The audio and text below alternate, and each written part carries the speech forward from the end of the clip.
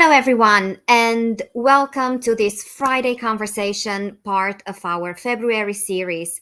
It is a gloomy, rainy afternoon here in Switzerland, where I welcome all of you from. My name is Minola Jacques. I will be your co host for the next hour, and we will spend some wonderful time talking about diplomacy in action, and even more specifically about how HR can act as influencer for positive organizational change.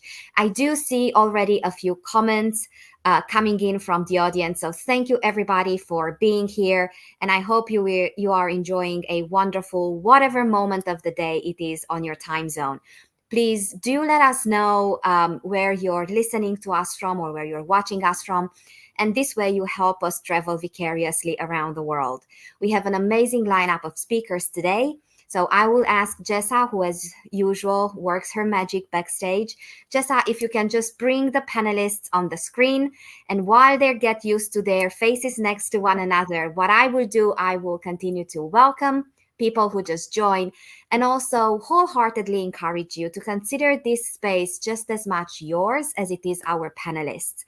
So as we go through the questions, as we go through the conversation, keep dropping us your own take on the topic. That is a wonderful, wonderful way to keep this community alive and connecting and learning from each other. So, I always say that hacking HR hours feel shorter than regular hours. So let's make the most out of our time here today. And what I will do, you all know the drill. I will pass the e-mic around clockwise as you appear on my screen. And I will ask you to kindly first shortly introduce yourselves.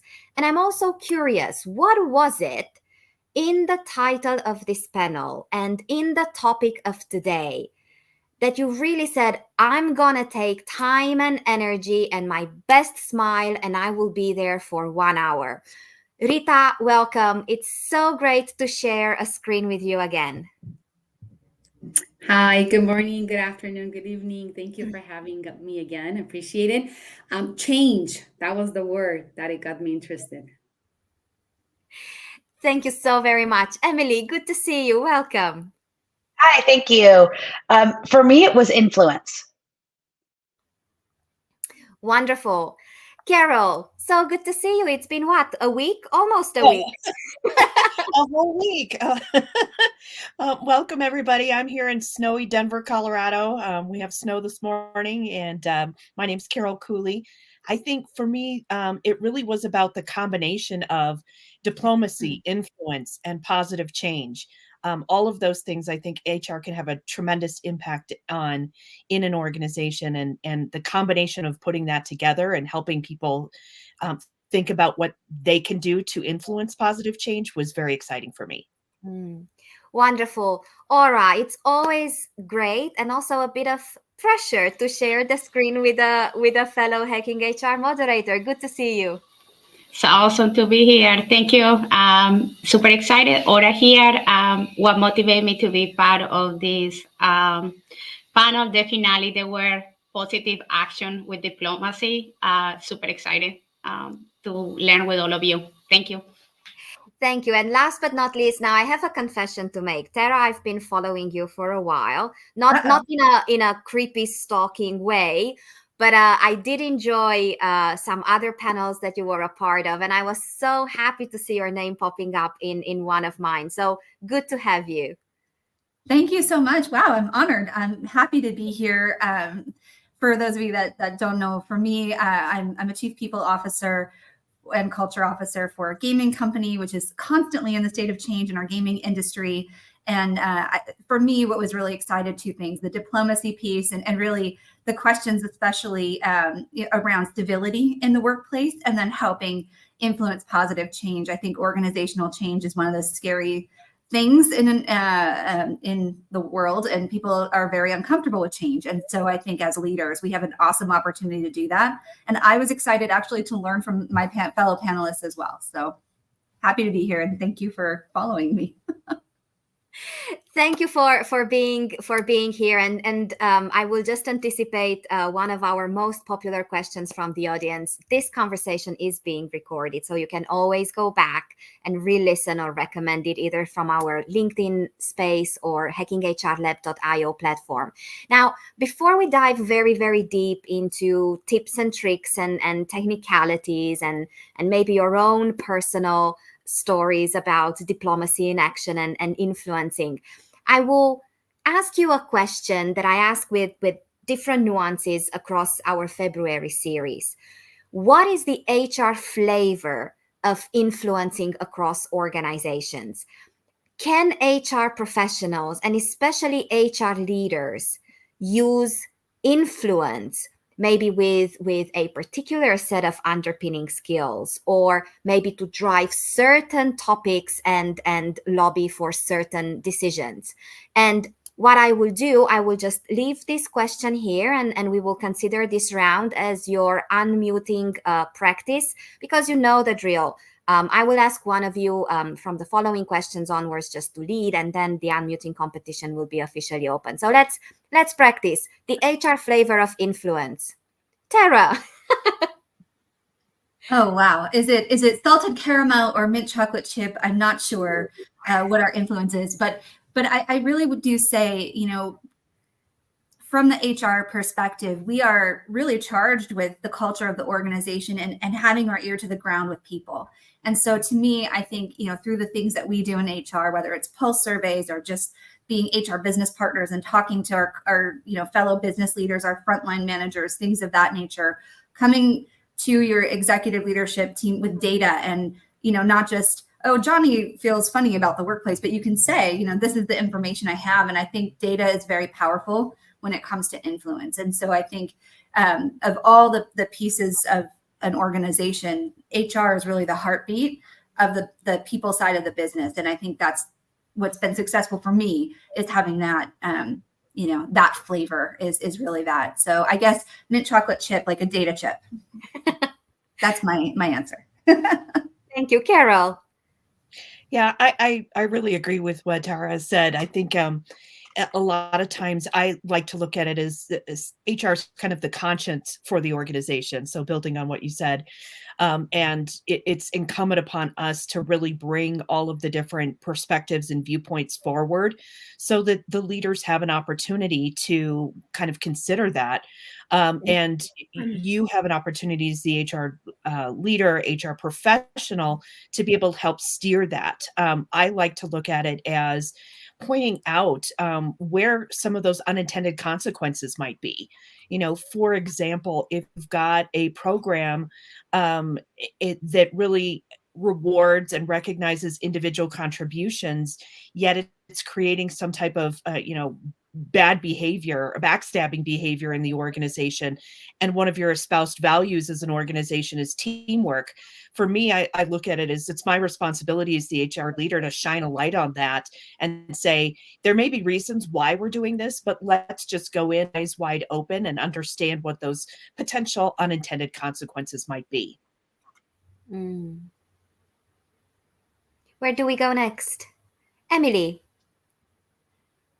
So I love what we said about data and using that sort of for the good of the organization, right? So if you were going to ask me what flavor HR plays, and in my role, I work in external consulting, so I have a lot of experience across organizations and get to see how these things work. But I like to think of HR really as the seasoning to the business model within an organization. And what I mean by that is it really, the business can't function without what HR brings. And I know when HR has arrived at their influence, when you look at a strategic plan for a year, and instead of people being over here in some other pillar, actually what you find is that people support all of the initiatives that are happening within the organization for the year. And when you think about, you know, any business or any business initiative, particularly a change initiative that's happening, if you're not doing it with your people and bringing that seasoning, the change is very bland. The change doesn't work. It just falls flat. And so with a little bit of the HR help, bringing that unique perspective of caring through the people, I think really brings out the change and makes it all the much better. And we have a contest for the hot seat of going last. So Rita and then Aura. Um, to follow up on all the great comments is for me, I love tea, right? So that's my always flavor. But I always see HR to be um, we need to be the person or department or group that will give the space for all this to happen. If we do not have a clear space, clean space, understanding of who does what, where everything is sitting, where the data is, where the people come from, where the communication is. If that space is not there and nobody knows how to navigate, it's going to be a chaos. So I would love to for us to exercise, we will be that group and leaders that will create that space for everyone to breathe in and breathe out, and make sure to stop when we see chaos going on. It's going to be a lot of hard work, but that's what I'm trying to exercise since a couple of years ago after COVID.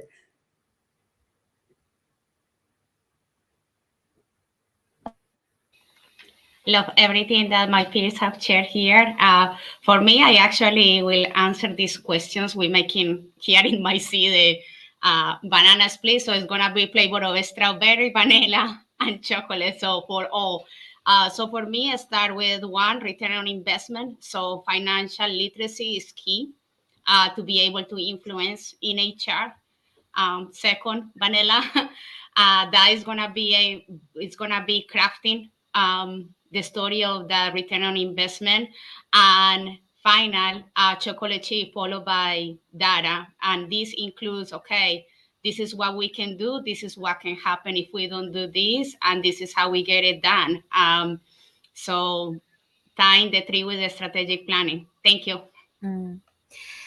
I was listening to all of you. I was reminded of many previous conversations where our fellow panelists talked about HR being in the middle of sensitive information, confidential information, in the middle of, an organization across the layers, across the functions, called upon to do a lot of mediation and facilitation, a lot of lobbying and advocacy, being the voice of those who are not present in many of the conversations going on. So through these lenses and everything that you just mentioned, I was wondering, how does diplomacy show up in HR actions? What does it feel like? What does it look like?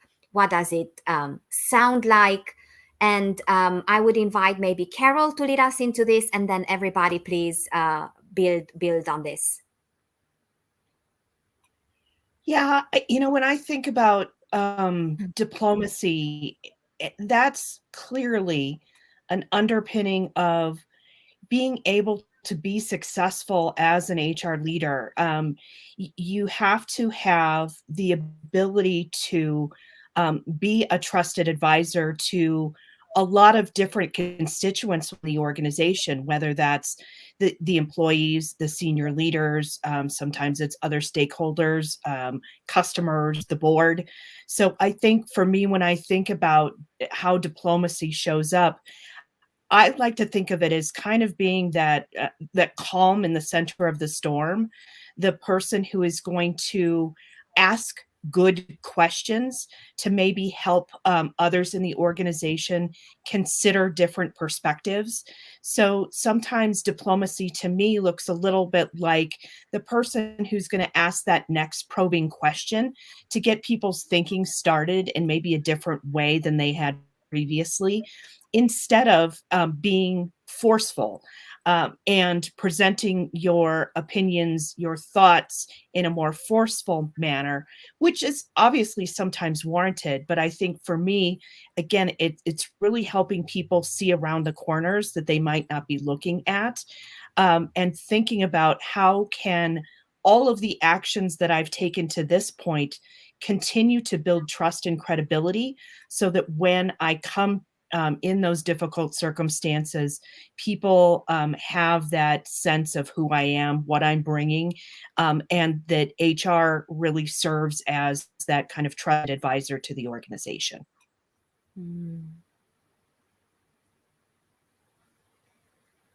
Where do we go?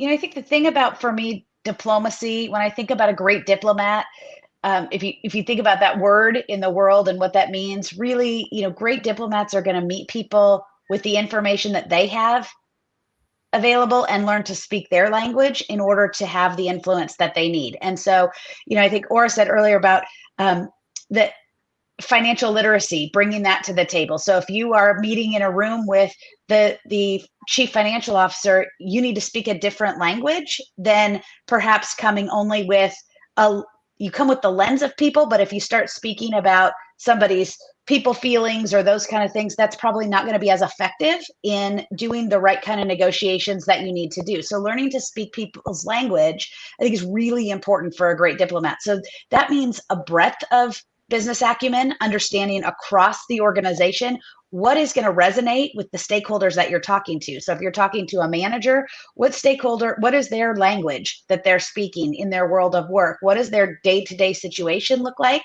And how can you meet them where they're at in order to influence change for that behavior? The same holds true for senior executives. Tara. I couldn't agree more. I was just like nodding my head. Yes, Emily. Yes. I think that's totally, that you've hit the nail on the head. I think also, sometimes as HR leaders, we have all the information. So you already know both sides of the story, right? You know what's going to happen. And then there's people that are inquiring about what will happen. And so it's also that being diplomatic is also not just being aware of what people can ingest and what they can't. To me, for example, I have a very, diverse group of people in my organization. And some people are very nervous and they're nervous about everything. Oh my gosh, what do you mean this is going to happen? And so you have to be very diplomatic in understanding how people will take change and how they're going to receive information as well. And you give them enough to satisfy, the transparency that you need. But it is a challenge, right? Because you do know the whole story and you have to really, to Emily's point, meet people where they are. And not only to get them to understand the change, but to accept it.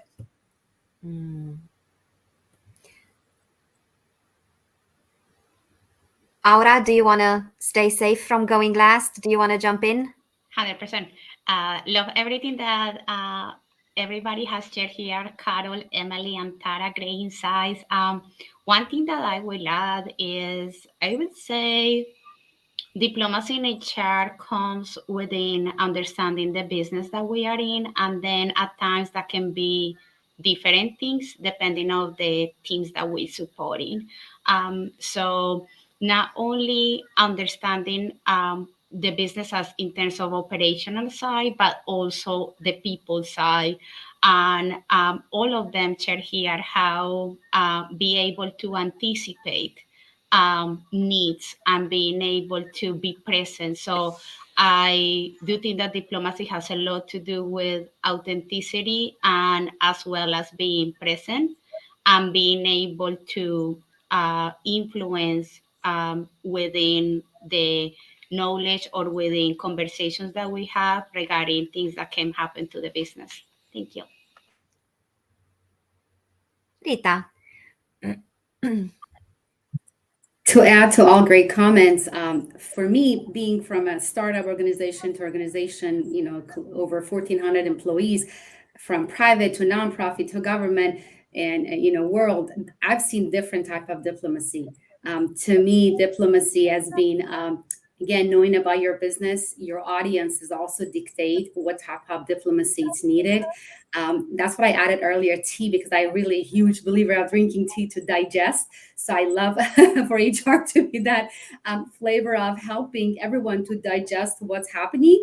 And this way we could influence, because there's a lot of, materials coming in and going out and communication. So it creates a lot of, uncomfortable environment and situations. So we could help to digest that. And I think, being mindful of which world we're in, who are the true influencers and what the changes are, which I'm sure we're going to cover, we could then help navigate what steps we need to take. Is it a truly political environment? Is it just a very basic, culture? Is it, what culture we're in? And I think then we could use different diplomacy and choose which flavor of tea we want to use. That's what it comes to my mind. Well, whether we talked about is through diplomacy lens or the influencing lens. I did hear all of you mention building relationships, interactions, coming into interactions mindfully and intentionally.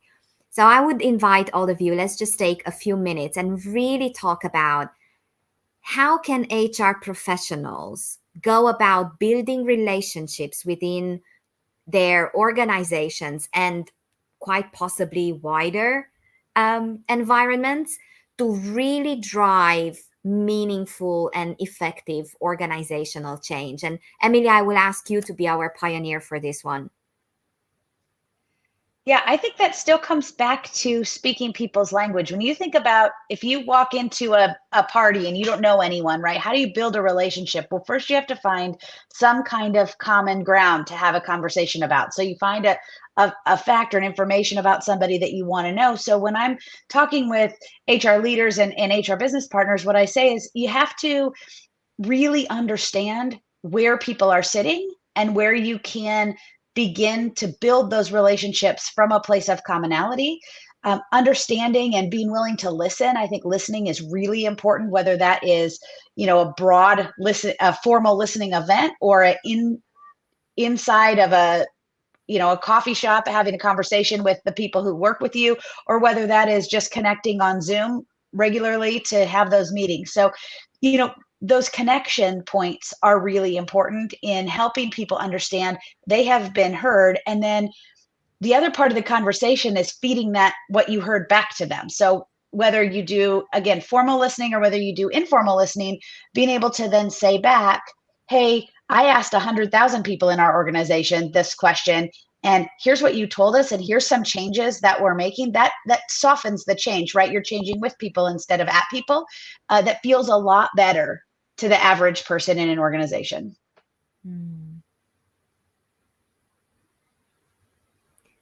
Tara, I see you leaning towards the unmute button.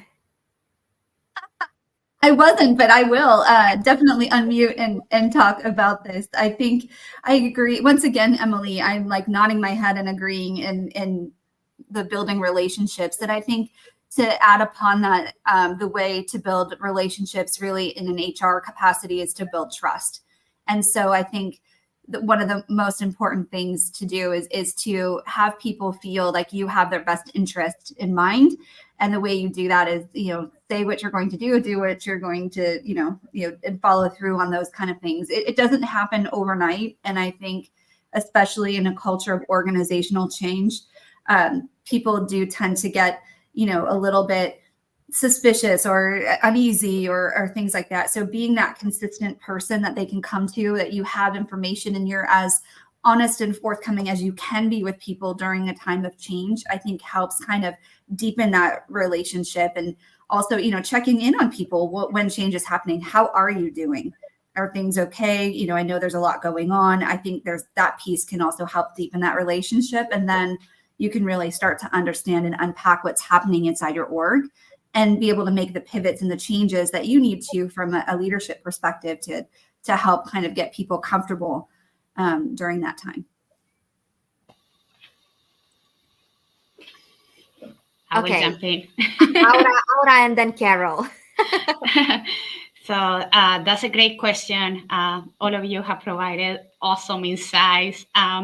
One thing that come to mind when Minora asked this question was, from my perspective, relationships actually start within ourselves.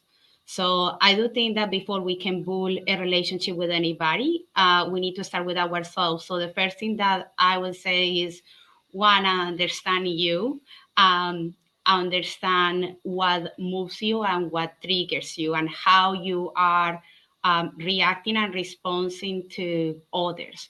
And then from there, we can go and then start developing relationships with others and helping them and helping us ensure that we have that commonality, not only on language that Bo mentioned here, Emily and Tara, as well as Rita mentioned that earlier, and Carol, but ensuring that, we're not afraid to ask questions. If we don't know, we don't know. Hey, how do you do this in this area? Tell me more about this. So those are ways that can help us, one, become more broader, because there are times that we don't know what we don't know, and at the same time understand more of the business and understand more of the work of that person, that employee, and what they are dealing with. So we can then go and provide input and help and support. And the other part that I will add with that, about as we have in these conversations and these interactions, it's important for us to follow up. I think the follow up is actually more important than the initial touch point that we do within the organization, because the follow up will really close the loop on things. And that's all I have for this question. Thank you. Carol. Yeah, I really liked what Tara said about, building that foundation of trust. And Aura was saying some things around that made me think about, vulnerability. And I think admitting when you don't have all the answers or when you can't share information is one of the foundational things that you can continue to do to build trust. I like to think about relationship building is really that kind of multiple two-way street, where you want to share information in a regular kind of cadence and format.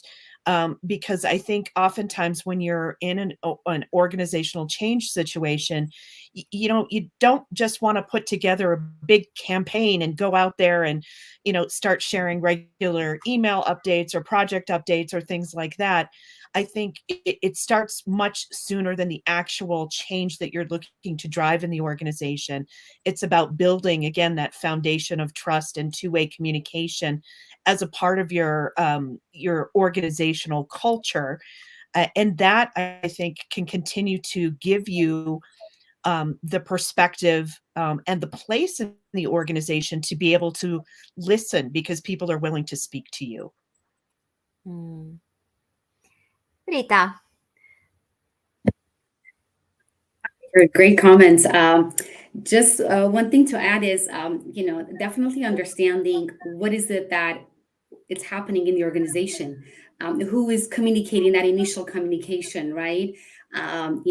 What's happening. I'll give you an example. A couple of years ago, I was in charge of increasing the participation in employee satisfaction survey that had a really, lower number in the previous years. And so there were many clinics, healthcare clinics. So before presenting that, I decided to go, once or twice a week to each clinic. And we had over 30 some clinics for a couple of months to kind of get a feel, it was a different culture, in the clinic versus the corporate office. And as you all know, in each department, even each employee groups, we have influencer within, right? If we could tap into who those influencers and leaders are without having even the title, they are leaders amongst, workforce and department, then we could understand where they're coming from. So it will be great to have that pre-knowledge and do that pre-assessment. So we have some data to say, okay, we're going to implement this change. It's going to be a new process. It's going to be a new survey, new office or mergers. These are the risks, can we mitigate? So we have some information, pre-knowledge. So I think that will help us if we make the time to do that. I think that'll be the key. And then everything else, of course, is follows and we just, follow up with follow-ups and the relationships. I think building trust will start there. Before asking something, just listen and be there and observe. Well, as we are very fast approaching the middle of our conversation today, and this is a very frustrating thing to say, I will just welcome everybody who joined a little bit later or over the past minutes. And I will invite all of you to help me celebrate this important milestone with making this conversation a little bit more practical. I am sure that on everybody's mind, there are questions around, it's wonderful to be a diplomat and be an influencer, but we are faced with cost cutting. We are faced with layoffs. We are faced with restructuring. We are faced with just pressure upon pressure upon pressure. Someone called out psychological safety and how that is being, damaged by a lot of the things that are going on.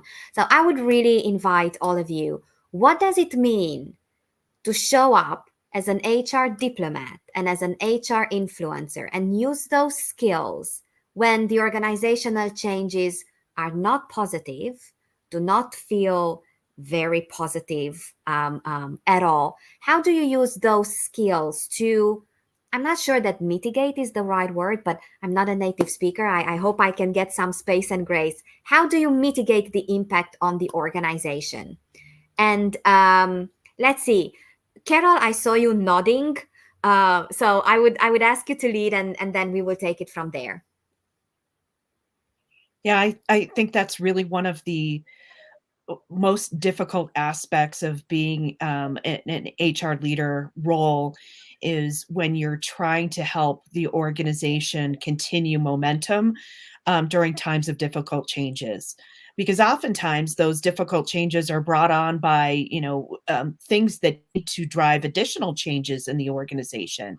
So if you think about it, there's the actual change of, I'll just make it up, we need to improve our market share by X percent. And the individual impacts for those changes are different than the business objective that you're trying to drive in some cases. And you need people's minds and hearts in the game in order to achieve those business objectives. And so I think the role of the HR leader is really to reflect that back to the organization in a way that resonates with both of those groups. So I think we've heard it from a number of the panelists here. I've heard Emily say it. I've heard Tara say it, where you need to come and speak in the language of the stakeholder to be able to influence that effectively. But I also think it's very much incumbent upon the organization to be able to communicate in a way that's as transparent as possible. I'm also a firm believer of sharing that difficult news as quickly and as holistically as possible, because otherwise, from the point of psychological safety, people are waiting for that proverbial other shoe to drop. And they're constantly thinking about, well, what's the next change and how might that impact me? So I really think it's communication. It's being honest and transparent about where the state of the organization and what it needs to do to accomplish its objectives or right the ship, if you will. And I think those things can really help, by balancing kind of those things, it can really help with, again, reinforcing trust. I don't know the right word either, Manola. Mitigating comes to mind for me as well. But I think the more that you can continue a cadence of transparent information and balancing stakeholder needs and information needs, that's going to go a long way to help people feel like they're being heard and understood from their perspective. Thank you, Carol. Who wants to follow? Emily. Well, I love the idea of transparency, that communicating as much as you can, as soon as you can. I recently did a study on layoffs. And so we looked at people in organizations who were experiencing layoffs right during a time where there were lots of layoff announcements in the marketplace. And we really focused on the anxiety created by this unknown, by the fear of the unknown. And what was fascinating is, of course, we all know that workplace anxiety is going to have a variety of impacts on your actual business, right? So people can't be productive if they're constantly thinking about what's going to happen. People go home and they're not sleeping. They're inappropriate with family and friends. They're utilizing negative coping behaviors, which doesn't make for the best employee when they show up the next day either. All of those things are true. But what was interesting is that rumors internally of layoffs happening without proper communication from somebody who actually knows, right? So just chatter about possible layoffs created more anxiety than announcements of actual layoffs. So when an organization comes to the table and says, hey, we're going to have some layoffs, that's what's going to happen, that created less anxiety in those left behind, in those survivors that were happening, than just people whispering in the hallways, even if that person was not in the know. Tara. Wow. I'm just saying, wow. Do you mind if I jump in? I'm sorry. I want to respond to that because I feel like your study is so valid just in the organizations I've worked in. I think you're right. The chatter and just people fill the void when they don't know. And it totally creates that environment. In fact, you start to see, Google is laying off, Meta is laying off, Apple, and then now all of a sudden people are going, oh my gosh, what's going to happen? And you're right. It's a complete and total distraction. I just wanted to add something that, in fact, I was reading last night, and I think it was Entrepreneur Magazine, but they had done a study on trust, and only 21% of employees in their study trusted the executive leadership and their decision making and the things that they do. And so I think, based on what Carol was saying, Emily, the transparency is so important. And I just wanted to add that, and then to add one more thought on top of this. As we were talking about HR, I think our role too is coaching and coaching fellow executive leaders and frontline managers to have a consistent message all the way down. Because I've seen so many times where, the executive room, there's all different opinions that go on, right? This person feels like we're not cutting enough, we're cutting too many, or whatever the discussion is, there's an argument, right? But after you leave that boardroom or that executive, conference room, everybody needs to be aligned that this is the right decision for the business and help move that down to cut the other chatter out where you have an unaligned leader that's saying, yeah, we're going to have to do this, but blah, blah, blah. Like that, I think is really important too, is just to make sure that your leadership team is all consistent in how they're approaching. And that's my comment. Aura. Thank you. Great insights and feedback. From my perspective, Manola, going back to the question as what happens when the change is not so positive, I think the first thing is organizations and leaders must understand that changes are hard. The sooner that we can communicate that and let people know that it's okay if they feel that the change is hard, that is okay to have emotions or to, to don't feel okay about the change. The sooner that will be acceptance. And I think acceptance is a huge step in any type of project management to ensure that we can move forward with the change.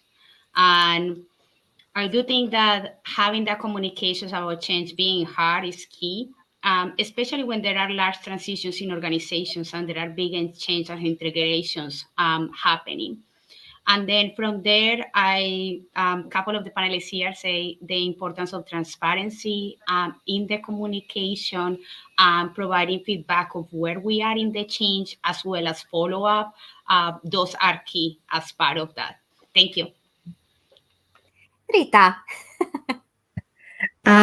Yes, transparency and consistency in communication. It's really, really important. I think we have to make sure that, of course, the decision is made, right? So all that, argument happened. And now, yes, we're moving forward. This is the percentages. These are the departments. These are the areas. Why is happening? Why we are where we are. And the talking points. Everybody should have those, talking points and the communication that, it will be consistent from frontline managers, because employee could go to the manager, employee could go to the another manager that they're comfortable outside of their department, and they could be their mentors, and nobody knows that's happening, right? They could come to HR, they could go to anyone. And we need to have that consistent in communication. Everybody says the same language, sings the same song, even though it's a sad song. Everybody should speak the same language, right? And then also us to make sure that we make ourselves available. That look, I'm here to help you in any way we can. Because some employees that may need that time. Oh, I'm going to start looking for a job. Good that I know now, right? Or vice versa. Definitely, we have to communicate, even though it's not a comfortable. That's part of the job. So we have to be the pioneers and say, nope, we need to communicate this as soon as possible, and update as we get closer to the final stages. And also make sure we provide some resources. And all we know that employee assistance programs or any staffing agencies who could help, any trainings that we could provide, things like that in that nature, could be adding some remedy and comfort. It's not a comfortable place. I've been in that place. I've been part of it as an HR. I've been part of it as an employee. So it's not a good place to be, but it's really good to communicate effectively and consistently across the organization. We've already scratched the surface a little bit, and at some point or another, all of you started mentioning some skills underpinning influence and diplomacy. And Tara, I really loved how early on you brought in data and analytics. So I would ask you to lead us into this next round. Can you think of one or maybe two skills that really underpin and augment diplomacy and influence? And there are extra points available for skills that are not necessarily within the usual suspects, like something that people don't necessarily immediately link to influence and diplomacy. Gosh, you're challenging me for extra points, and that is going to make me think even more. I would say the skills that you would need, and I think this is rather obvious, so no points here, is the ability to understand and empathize with others, right? Understanding what people may or may not be going through, having that ability to read the room is really, really important. That's an important skill, not only for HR professionals, just in life.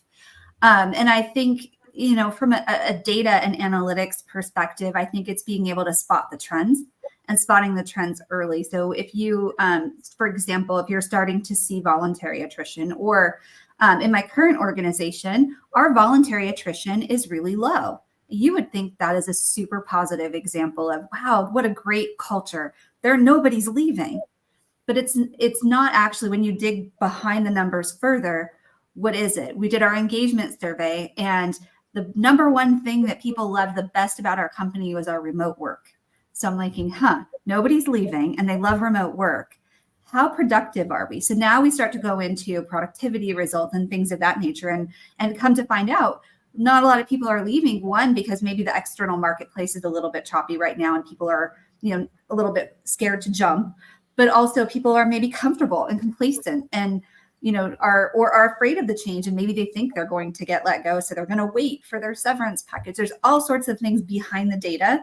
So I think kind of in some ways being a forensic scientist is helpful, and being able to look at and analyze the data, not just at its surface, but the causation of that. I think that's my nerdy science answer for this for this one, but I'd love to hear the rest of my fellow panelists chime in. Who would like to go next? Let's see. Carol, and then Rita. If I think about it, I loved what Tara said about understanding the story behind the data.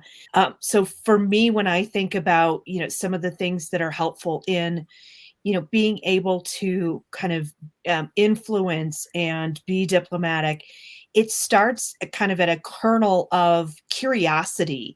Tara talked about empathy, but I think it goes a little bit deeper than just empathy.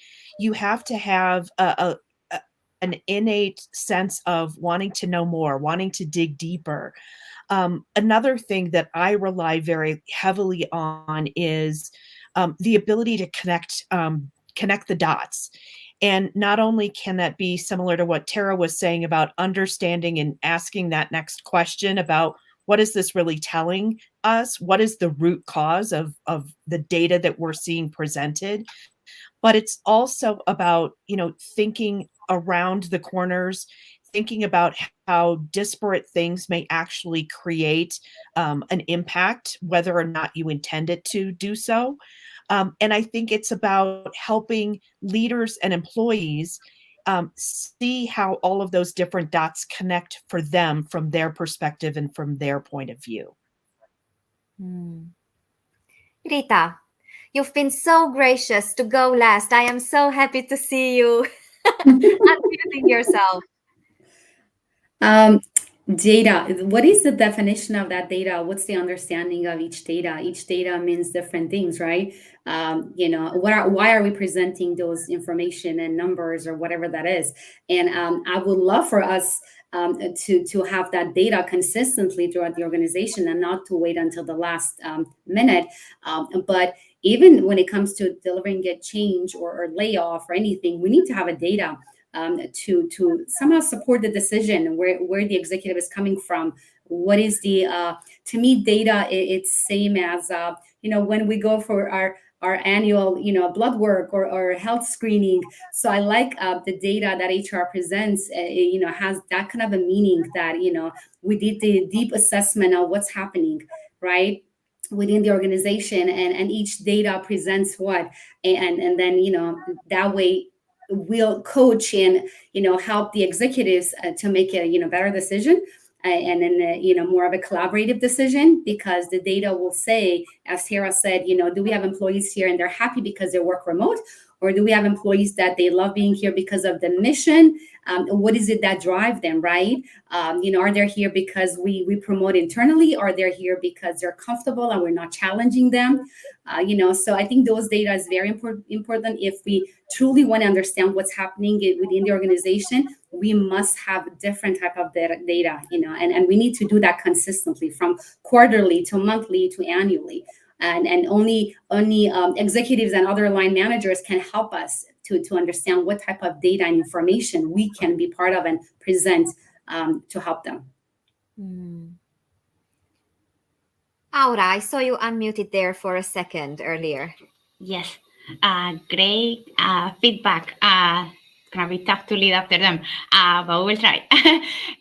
So to add to what everybody has said, I will add that also assessing and having the data, or having, like, if it's the financial data or if it's analytics, like in the case of what Tara and Carol and Rita were saying here, it also comes with assessing how good is the data and how good is the sample of the data as well. So I think that moves us to the next part, that is integrity, and that means integrity on everything. I think a person that is a diplomat has to have integrity and has to ensure that whatever is assessing, there is integrity within anything that they are working in, as well as the integrity within the subjects that they are supporting.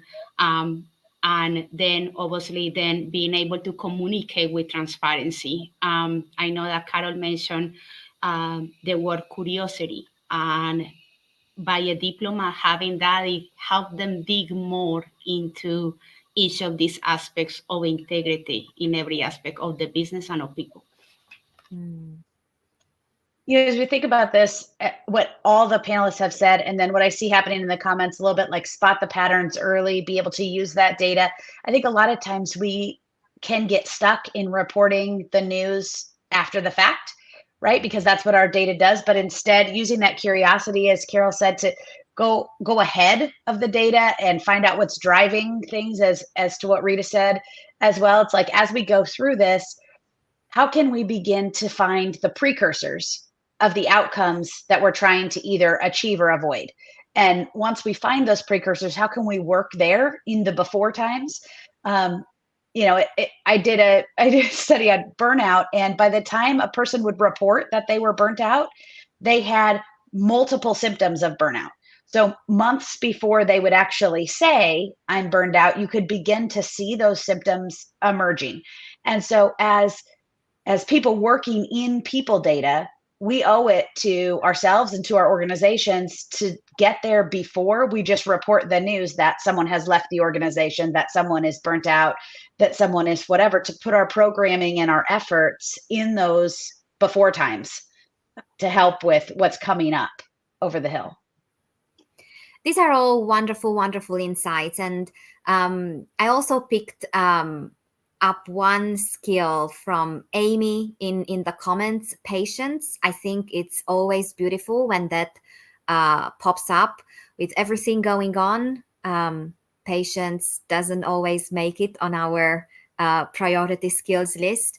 And one other thing, as I was, again, looking at the comments, and especially looking at the comments around where people are listening in from, and when I look on the screen, I also think that cultural competence is a big one. In any which way we look at our organizations, we have such a richness of cultures, and at the end of the day, of many more intersectionalities. So that was just something that went through my mind. Now, those of you who have been following Hacking HR for a while, and we shared conversation spaces before, I'm sure you've been feeling this question coming, because I made a promise that I will bring this one up in every single panel. What would you add to everything that we've discussed so far, or what would you specifically highlight when we have people in the audience that are living the reality of an HR function of one? Because everything that HR does is complex enough for an HR team. But how can influence and diplomacy be even more effectively harnessed by an HR function of one? And I will leave it there, and let's see where inspiration strikes. I'm very tempted to call Rita to lead us into this. Okay. I think many who knows me, they know that I always say HR is the heart of the organization, and I truly believe in that. If we're pumping right and we're pumping correctly, we know how to transfer all those information, training, positive influence, communication, and all of that. It's a very huge responsibility to have. It's really comes to being a great assessor, being a great insight in employee, even ourselves, practicing the patience. So we need to have a healthy and better understanding of who we are as an HR leaders, and that includes everyone within the HR department. Are we cohesive in what we communicated in? Do we all believe in the same thing? And then, this way we could assess. And if we're a better assessor, I think that we could be a better advisor and better coach as what's happening, and better communicator. Obviously, you cannot win everyone. You cannot please everyone in a work environment. Everybody has different needs and wants. But if we can, win the heart of an average employee and understand how can we help them to back again, when we're assessing our body, the same way assessing the workforce, what do we need? Is it, 70% they need training, 20% need salary, evaluations and performance? What do they need? I think if we're a better assessor and giving the opportunity to work very closely with executives, and that will be the key to understand what's happening. And again, if somebody wants to create that space and to breathe in and understand what's happening, I think that's HR department, that we could create that space, and everybody can come in there, vent, complain, talk, laugh, all of that, and we could take all that in, so then we could create a data and move forward with that. Again, I always go back to being the heart of the organization, and if we can sell that to executives and workforce, so they will want to have a healthy heart, so we will promise that we'll create a better workforce, for most of the employees, because you cannot win everyone over. Thank you, Rita. Thank you. Where do we go next? Who wants to go? Emily. I can't speak to having been an HR practitioner of one anywhere, but understanding, maybe it's my background as a researcher, or maybe it's just the way I process things. But for me, having a thought partner is the number one way to help me be a better influencer with anything that I'm doing. And so if you don't have that on your team internally, it's really important to find an external partner, whether that is through an HR community like this one, or whether it is, to find a coach or an executive coach or an executive, consultant that can help you do that. But being able to bounce some of those things off, I think, is really important if you're going to then turn around and be effective in your influencing, because it's that practice, it's that working out the kinks before you go in to the area of diplomacy that's going to be really important. I saw Tara unmuted a few seconds ago, and then we go Tara and Aura. Well, I think if you're an HR party of one, remember you are not alone. First of all, everyone is responsible for the culture of the organization, and what I've found is helpful to my friends. I mean, I'm a party of a small team, and sometimes it feels like it's not enough. So it's never enough. Even if you have 20 people on your HR team, sometimes it may not be enough because you're always outnumbered by the amount of employees you have. But what's been helpful for me is you start to assemble, who are your influencers in the organization, who are your allies, to what Emily said. There's marketing, there's finance, there's admin, there's legal, and all of these folks have different crossovers with the HR function. So I would say have a panel of people that you are wanting their influence. Developing our employee resource groups has been very helpful for us too. And I think to Emily's point, I always make it just for me to have a personal board of directors is what I call it. So these are my friends and colleagues in the HR world that you can speak to because they don't know anything about your organization, but you can just give them some information and get advice. But just most importantly, I think is if you are doing this lift by yourself, I guess everybody only has one heart, to Rita's point, but we all the organs support the heart. So I think just having that all together is going to be really helpful for you, and putting that board of directors or having people that you can talk to, but you're not alone. Aura. Great insights, love it, and great feedback. As a person leading one in HR, I have a couple of things to share. So one, my recommendation definitely is, as any diploma or anything you're gonna do, I do recommend stay interviews because that will give you inside knowledge about the teams and about things they are dealing with that otherwise you wouldn't have. So stay interviews definitely super helpful. To assess also not only people, but also priorities of the business. Two, leading into connecting with, ensure that you utilize your one-on-ones. That's something important, especially if it's only you in that role. So you can connect with teams and also assess like what needs. Three will be prioritizing, and everything cannot be a priority, even there are times that happens, or you are told, hey, this is a priority, this is a priority, this is a priority by either your CEO, president, or whoever is the person that you're reporting to.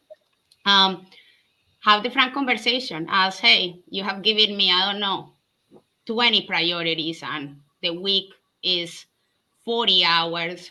What really is the priority? What we need to cut down, and craft that with them. Five, which I think is extremely important for anybody in HR, regardless if you are a team of one or if you have a full team, especially if you are a team of one. Community. And what I mean with that is there are many communities. This is a great community. We are here, Hacking HR. There are lots of opportunities to come to these panels, not only learn, be a speaker, be a moderator, but also there are things that are happening behind the scenes where if you have a situation that's happening in HR, other team members in HR can help you, can do like role play, can also help assess or can share, hey, I have this situation. This is how I have dealt with it. What are your thoughts about this? Another person may come and say, this is the other way. So collective learning and collaborated learning is key for anybody that's one person in HR, especially if you're managing all, and also for anybody that's in the community. And six, will be being present. I think that you being present are gonna build that trust with him. So that's another important one. And last one that I will say, the 7, say yes, it is. Sometimes, don't sugarcoat it. That's the best way how you will build trust as well, that people know that if something happens, that it may not be what they want to hear, right? They may want you to give them, 7 weeks of vacation, but the reality is the company only can do 4. So just say yes, it is. Thank you. Thank you. Thank you so much, Aura. Carol. Yeah, great conversation. Really what I would add is that I think first and foremost, and I would use this advice for all HR professionals, is know yourself, take care of yourself. You're oftentimes expending energy to be the heart of the organization and support it. So recognize when you need to take a moment for self-care. And second, I would, say leverage your community to help you with that as well. And finally, I would just say, think about, creating space for yourself. I know it's oftentimes, if you're an organization of one or a smaller organization, where it's just activity after activity after activity that needs to happen to support the organization. But think about where are those opportunities to create a little bit of space for yourself, to think more strategically, to continue to learn. And while you may not be able to do that necessarily sitting at your desk every day, that's where you can really leverage your community to help you be that, like Emily talked about, that thought partner, or like Tara, that personal board of directors, to help you think outside of your organization and have that perspective. Well, on this rainy day here, this conversation felt like sunshine. So thank you so very much, everyone. I am not ready to let you go. I'm only asking for 30 more seconds for the mic drop wrap up. And I will ask each of you to think of one word with which you would summarize HR diplomacy in action. I will give you a few more seconds, just enough to thank everybody in the audience for being here, either now, live, or later on as they will enjoy the recording. Thank you, Jessa. Thank you, Enrique, for making this happen. Now, one word summarizing HR diplomacy in action, and we will go counterclockwise. That means otherwise no pressure. Tara, please, one word. Yeah. Trust. Trust. Wonderful. Aura. Integrity. Carol. I'm going with 2 words: being present. Thank you so much. Emily. I'm going to go with transparency. Great. Rita.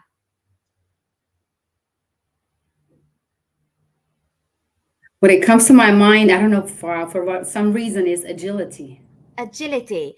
Thank you so very much, Rita, Emily, Carol, Aura, and Tara. It's been a wonderful, wonderful joy and privilege. I hope I will get to welcome as many of you as possible in future conversations. Until then, have a wonderful weekend. Thank you, everybody. Thank you, Thank you. everyone. Thank you. Thank you.